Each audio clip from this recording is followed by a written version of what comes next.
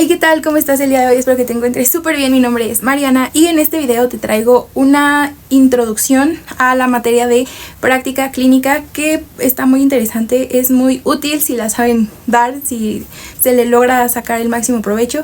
Y pues prácticamente te vengo a resumir 2 años de carrera de esta materia que la verdad a mí al inicio me costó un poquito de trabajo entenderle, a pesar de que me lo repetía en cada semestre, pero bueno, te traigo como esta introducción que a mí me hubiera gustado que me dieran, como de los conceptos generales o de las cosas que tengo que entender para así como que organizarlo mejor en mi mente. No sé si me explico, pero bueno, si te interesa quédate. Es una serie de videos. Aquí en este primer video son como conceptos generales, temas legales y ese tipo de cosas, y después vamos a ir viendo lo que es el expediente clínico, los apartados que lleva, la historia clínica también. Este es un tema muy importante porque les voy a contar, el primer día yo llegué y me dijeron de que hazle una historia clínica a ese paciente, y yo, ¿de dónde? Y me dijo, búscala en Google. Y yo, ok. Entonces, bueno, es interesante saber eso. Y también la exploración física. Son conceptos muy generales, pero que van a servir como para tener una base y ya a partir de ahí como pues ir profundizando más a detalle.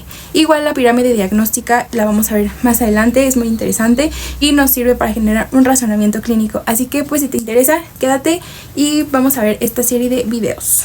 Comencemos con qué es la práctica clínica, y me gusta empezar viendo de dónde provienen lo que son las palabras, su origen. De práctica, esta viene del latín práctica y a su vez del griego practique, que significa lo que se refiere a la acción, habilidad para hacer algo, actividad realizada, y esta se relaciona con el verbo griego prasein, que es hacer o actuar. Y por eso práctica va a implicar la realización o ejecutar o aplicar lo que son los conocimientos. Y clínica está muy interesante, viene del latín tardío clínicos y está del griego clínicos, que se deriva de cline y clino, que es cama e inclinarse. Pero bueno, esta originalmente significaba que es el que atiende en la cama del paciente o relacionado con el lecho del enfermo, ¿no? Que está ahí cerca de lo que es pues nuestro paciente. Y de ahí que clínica se refiere a la atención directa de pacientes. Es por eso que pues ya si lo juntamos, práctica clínica la vamos a relacionar con el aplicar estos conocimientos para una atención directa y personalizada para nuestros pacientes, ¿ok?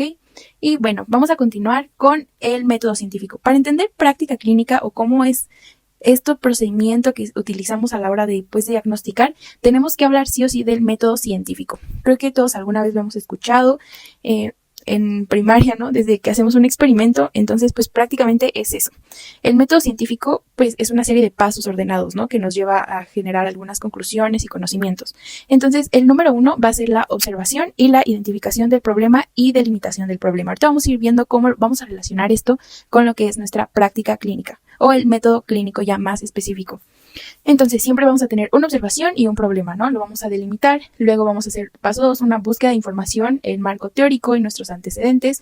Tenemos una hipótesis de lo que creemos que puede pasar, puede ser nula, verdadera o falsa, y para comprobar nuestra hipótesis hacemos una experimentación, utilizamos una metodología específica y diferentes recursos, ya sean humanos, físicos o económicos.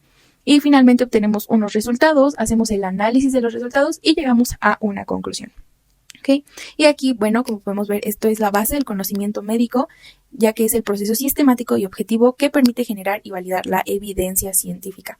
¿Y cómo vamos a pasar esto al método clínico? Pasemos a la siguiente. Es exactamente lo mismo, pero ya aplicado hacia un paciente muy personal, muy individual. Entonces, igual, es el proceso ordenado para llegar a lo que es un diagnóstico. Y como podemos ver, el paso número 1 va a ser el motivo de la consulta. Aquí hacemos una inspección clínica del objeto de estudio.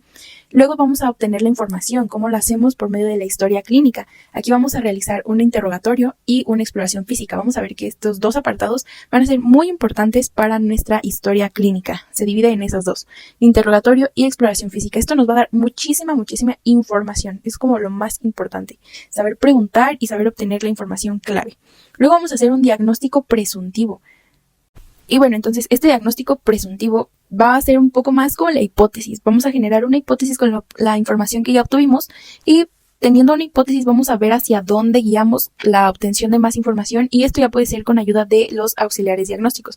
Y bueno, no vamos a poder pedir de todo para un solo paciente, ¿no? Hay que ser como muy específicos de lo que necesitamos buscar para ver qué podemos encontrar, ¿no? No vamos a pedirle laboratorios, radiografía, resonancia, todo a un solo paciente si no es muy relevante para obtener nuestro diagnóstico o para que mejore el paciente. Luego hacemos una contrastación del diagnóstico, ¿no? Vemos cómo se agrupa esta información y si nuestra hipótesis está siendo verdadera o falsa. Y luego vamos a tener un diagnóstico definitivo. Bueno, aquí falta agregar lo que es la experimentación, que prácticamente va a ser la terapéutica utilizada una vez teniendo como una hipótesis ya más específica con los resultados de los auxiliares de diagnóstico, y una vez haciendo esa experimentación, podríamos llamar, y viendo cómo el paciente responde hacia ya sea los procedimientos o los tratamientos que se le hagan, vamos a tener finalmente el diagnóstico definitivo, que es pues el que nos interesa también para ir viendo qué conclusiones se obtienen, para así ver qué otros experimentación se puede decir, o qué otro tratamiento, qué seguimiento se le va a dar a nuestro paciente.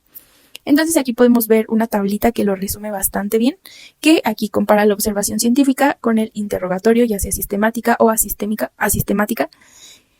Y bueno, también tenemos el planteamiento del problema, pregunta o problema específico, que sería el diagnóstico presuncional, la investigación documental, la búsqueda de información, que sería la exploración física, delimitación o replanteamiento del problema, que serían los exámenes de laboratorio. Luego el planteamiento de la hipótesis, aquí hay una probable respuesta al problema planteado, que sería el análisis de la información en el método clínico.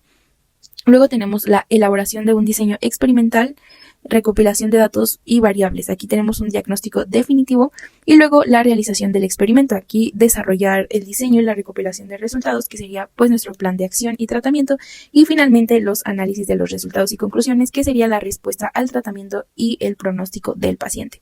Y como podemos ver aquí, el método clínico puede aportar hasta el 95% del diagnóstico si se realiza de una forma correcta, y es así que a través del interrogatorio se puede llegar hasta un 60 al 70% del diagnóstico. El examen físico nos puede añadir hasta un 10 o 15%, y los exámenes complementarios como los estudios de laboratorio y gabinete pueden subir la certeza diagnóstica hasta el 95%. Luego vamos a ver que va a haber diferentes componentes del método clínico, diferentes elementos. Y bueno, aquí me gustaría citar esta frase de los clínicos franceses Bernard y Glauber, que dice: curar a veces, aliviar con frecuencia y consolar siempre. De esta manera, pues el acto médico no perderá su carácter puramente humanístico. Y bueno, ahora sí veamos los elementos que componen al método clínico, o unas definiciones que es importante entender principalmente. Método. ¿Qué es método? Este va a ser una serie de pasos ordenados que definen la forma de hacer algo para lograr pues un fin determinado. En este caso, un diagnóstico para un tratamiento. Luego, una técnica. Esta va a ser el conjunto de procedimientos de un arte o una ciencia, y a su vez la habilidad para usar pues estos procedimientos, ¿no? Para aplicarlos de manera correcta. El procedimiento es la acción o modo de obrar, no necesariamente ordenado. La maniobra es una operación que se ajusta con la ayuda de las manos y de los sentidos. Vamos a ver aquí que podemos tener diferentes tipos de maniobras, ¿no? Que vamos a utilizar y que vamos a estar escuchando a lo largo, pues, de la práctica o de el método clínico. Y también necesitamos claramente, como todo profesional, instrumentos, ¿no? Que es lo que se emplea para alcanzar un resultado, ya sea aparatos o herramientas. También vamos a ver los instrumentos del método clínico. Como ya les mencionaba, tenemos la historia clínica, esta va a ser muy importante. También tenemos el esquema de la historia natural de la enfermedad. Esto hay que conocerlo porque si sabemos cómo va evolucionando la enfermedad, en qué punto llega el paciente y cómo podemos intervenir para detener pues esta historia natural, ¿no? Es por eso que vamos a hacer una intervención. Y luego tenemos los niveles de prevención. Aquí pues justo para ver en qué punto ya llegó el paciente, dónde podemos intervenir o si podemos darle medidas preventivas antes de que llegue a un nivel más grave. Luego tenemos el equipo médico. Como les decía, estos siguen siendo partes de los instrumentos. Tenemos el estetoscopio, esfigmomanómetro o baumanómetro, estuche de diagnóstico, estudios de laboratorio y gabinete, imagenología, endoscopio, microscopio y resonancia magnética, ¿no? Nos podemos ayudar de estos auxiliares. No siempre vamos a tener todos disponibles, es por eso que pues hay que saber cuáles escoger, ¿no? Cuáles sí nos van a dar información importante. Luego tenemos el proceso diagnóstico. Este va a ser muy importante porque es la transformación de toda esta información recolectada del paciente, todos los datos que nos dio, en un diagnóstico conocido. Prácticamente es sintetizar todo y obtener solo lo más importante para llegar a una conclusión. Y esto requiere de un razonamiento clínico, que es lo que veremos en la siguiente diapositiva, pero es todo un proceso mental para llegar a esta buena transformación de la información para obtener un diagnóstico. Y vamos a ver que igual hay diferentes técnicas, como ya les mencionaba, y procedimientos del método clínico. Aquí vamos a hablar de la relación médico-paciente. Para llegar a un diagnóstico, pues tiene que haber una buena relación entre el médico y el paciente, ¿no? Este igual es un tema importante que veremos más adelante. Luego la anamnesis. Esta es pues todo el interrogatorio, ¿no? Que ya mencionábamos de la historia clínica, todo lo que le preguntamos y la información que nos va dando directamente, ¿no? Puede ser indirecto también. Y luego tenemos la exploración física. Igual es muy importante aquí también la relación médico-paciente, porque al final estamos invadiendo un poco el espacio personal, tocando, explorando. Entonces hay que ser muy profesionales en este punto particularmente. Y esta se divide en inspección. Esta igual es muy importante, es lo primero que tú realizas cuando hay un primer contacto, ¿no? Una inspección general, ves cada detalle, es muy importante. Y así te vas poco a poco a la palpación, tocas, puede haber, no sé, una inflamación, un bulto, que nos da información. Todo eso es para obtener más información. Luego tenemos la percusión. Este es percutir con tu dedo. Igual nos va a dar información si hay líquidos, si suena mate en los órganos internos. Luego la auscultación. La auscultación pues es con el estetoscopio. Puedes escuchar los ruidos, ¿no? Puede ser el corazón, el estómago, diferentes órganos también. Y también hay otras como una transiluminación. Luego tenemos la exploración física por aparatos y sistemas. Aquí ya nos vamos como de general a muy específico. Vamos poco a poco por sistemas, por aparatos y iniciamos con un orden específico dependiendo de nuestro padecimiento actual, ¿no? Y luego el uso de estudios de laboratorio y gabinete. Luego vamos a ver qué es este razonamiento clínico del que les hablaba. Este es muy importante porque se va desarrollando, no es que lo tengamos ya así dando a la carrera, ¿no? Este es un proceso un poco complejo. Proceso mental del médico para tomar decisiones. Aquí donde les mencionaba se integran los datos clínicos, la experiencia y la evidencia. Es dinámico y continuo y este va a incluir el análisis de los signos y los síntomas, la comparación de diagnósticos posibles y la toma de decisiones clínicas. Y bueno, aquí está interesante que para llegar a ser un médico experto implica disponer de un cuerpo de doctrina ordenado y bien definido, y antes de conseguirlo se pasa por distintas etapas que se caracterizan por poseer diferentes estructuras en la organización del conocimiento y por utilizar distintas estrategias para resolver problemas clínicos, que vamos a ver a continuación cuáles son estas etapas, ¿no? Es una serie de procesos, no es de un día para otro. Hay que tener paciencia. Esta imagen está muy interesante porque aquí pues este artículo menciona cómo se va dando el razonamiento clínico, cómo va haciendo. Y aquí dice cómo es un principiante, ¿no? Que trae así en su batita muchas cosas, hasta 2 estetoscopios, 2 plumas, un pizarrón, pastillas, ¿no? El librito. Y el intermedio, ¿no? Ya trae un poco menos de cosas. Y el experto, pues ya, una pluma, el estetos y listo, párale ahí. Pero bueno, vamos a ver cómo se va construyendo. O sea, inicialmente este es por adivinación, ¿no? El conocimiento es reducido y pues eso pasa como con novatos, ¿no? Así mencionaba el artículo, que pues tú adivinas, ¿no? No hay como mucha información ni muchos conocimientos. Luego va siendo hipotético deductivo, ¿no? Que tú haces una hipótesis y basado en esa hipótesis pues vas como investigando más información, buscando información, y este es un poco más disperso. Todavía no hay patrones que ya se tienen. Se sigue como buscando demasiada información y pues no. Luego tenemos el hipotético deductivo, igual este es, pero ya con una elaboración causal. Aquí ya te imaginas, ¿no? La causa de la enfermedad, ya hay unas asociaciones de información más complejas y está un poco más completo, ¿no? Ya se puede como que ahí diagnosticar un poquillo mejor, pero todavía sigue siendo pues intermedio, ¿no? Luego tenemos el esquema inductivo. Aquí ya tenemos esquemas, patrones y podemos reconocer la información que tenemos y así llegar a un mejor diagnóstico de una manera más inductiva. Y finalmente el reconocimiento de patrones, ¿no? Aquí ya tenemos una amplia experiencia, ya tenemos mucha asociación de la información y aquí ya reconocemos patrones casi que automáticamente, ¿no?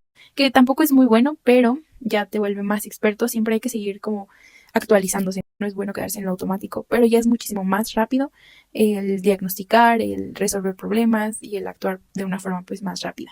Otros elementos claves, que aquí igual este esquema que trae el artículo está interesante, donde podemos ver que inicialmente tenemos pues conocimientos previos, ¿no? Aquí recogemos la información, historia, exploración física, pruebas complementarias y revisamos la información disponible, ¿no? Todos los antecedentes que nos haya dicho. Y aquí vamos a hacer un proceso, vamos a procesar la información y evaluar en función de su relevancia. Vamos a descartar lo que no nos sirve y quedarnos con los datos claves, importantes.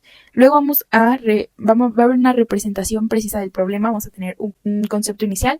Aquí ya entra igual la experiencia del médico para generar la hipótesis con los conocimientos que ya tiene, y aquí se hace una búsqueda y selección de un patrón de la enfermedad, ¿no? Para así finalmente llegar a un diagnóstico, y todo esto depende pues del contexto en el que estemos o en el que esté el médico y el paciente.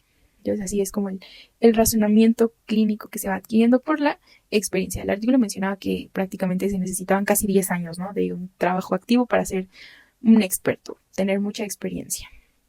Y bueno, está interesante como los diferentes estadios del aprendizaje. Pues está interesante. Miren, vean el esquema. Aquí podemos ver del lado izquierdo la motivación y abajo el tiempo, ¿no? Uno inicia muy motivado, dice, sí, yo puedo con todo, vamos, dale, que es el estadio 1, que es incompetencia inconsciente. Aquí hay todo, hay motivación menos información, ¿no? Entonces empieza así, pum, por eso no empieza desde cero, ¿no? Porque tú estás motivado, pero cometes errores, fracasos y te frustras, entonces baja, pum, baja con el tiempo, con un corto tiempo. Y llegamos a la etapa 2, que es incompetencia, pero aquí ya estás consciente de que prácticamente eres un inútil y pues dices, te puedes quedar ahí, ¿no? En ese punto, pero bueno, pues puedes también aprender de los errores, ¿no? Y continuar con los aprendizajes.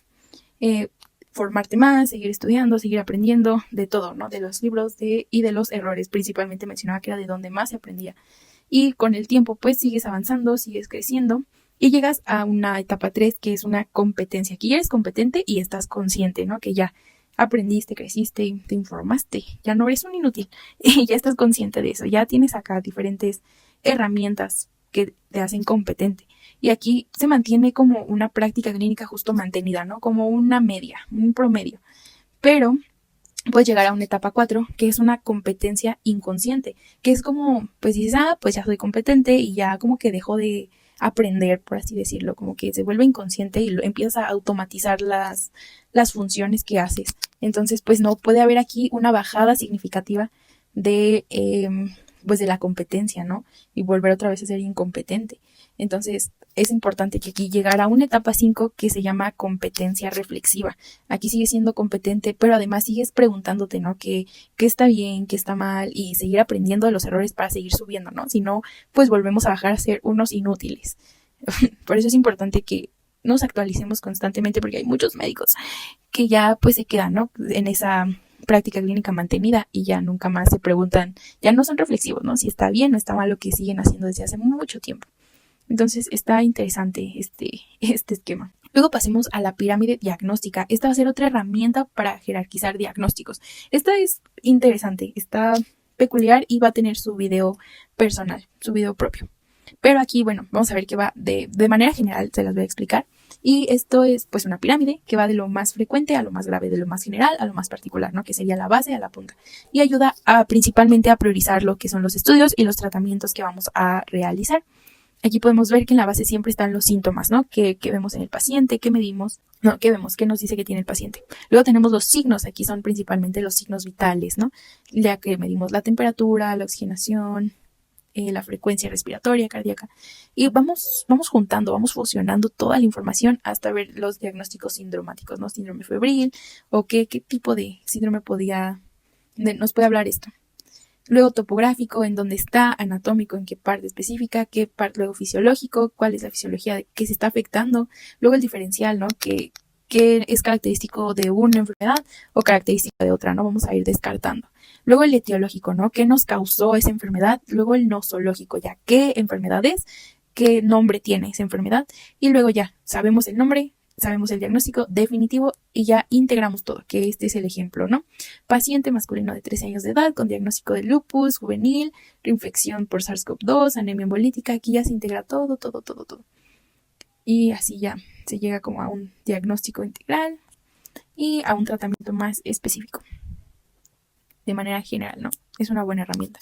Y bueno, para todo este procedimiento, todo este razonamiento clínico, todo este método, tiene que haber una relación médico-paciente. Esta es la interacción, obviamente, que se tiene como objetivo de búsqueda del bienestar y restablecimiento de salud del paciente.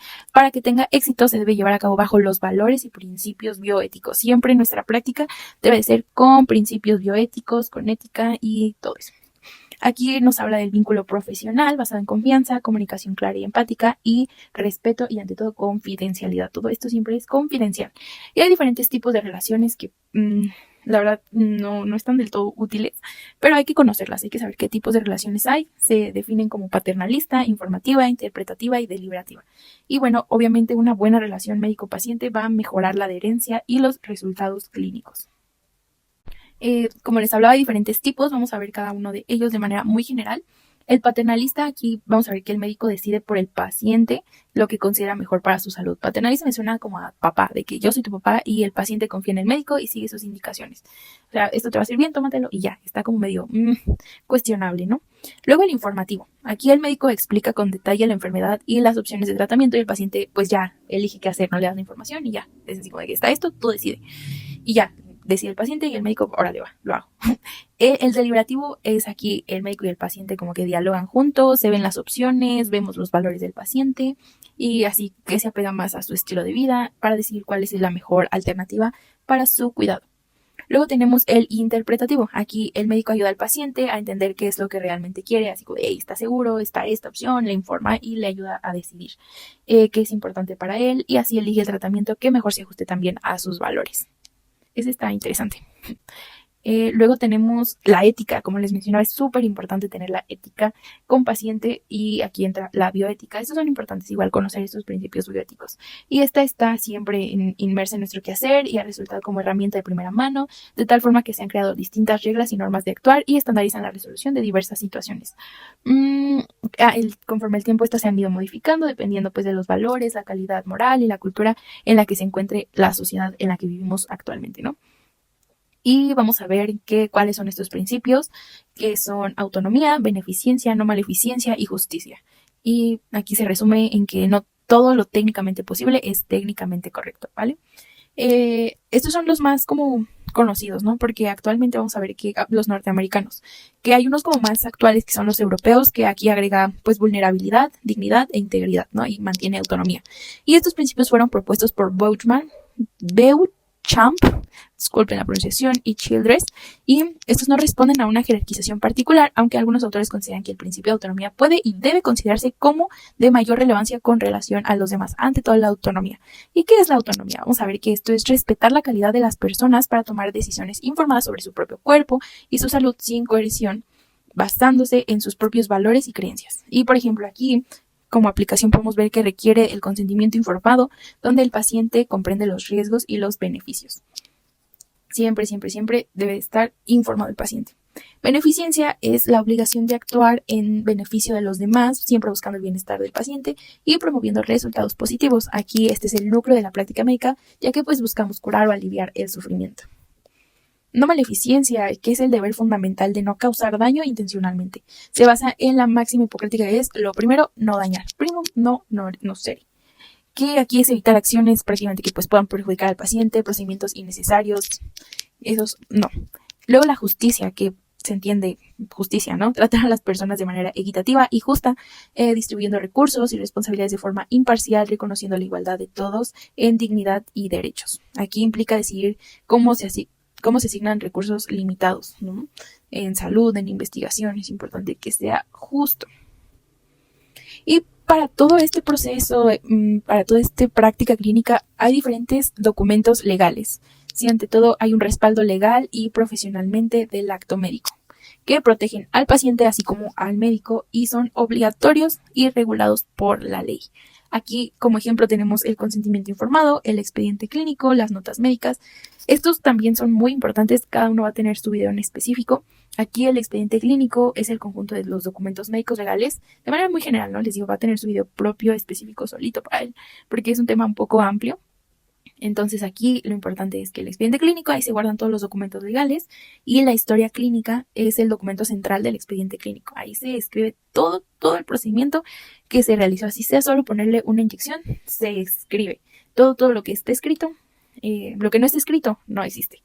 Entonces todo siempre tiene que quedar documentado, escrito, respaldado en la historia clínica que se guarda en el expediente clínico, que este debe ser confidencial, que está regulado por la norma 004 para el expediente físico, 024 para el electrónico, del Diario Oficial de la Federación Mexicana.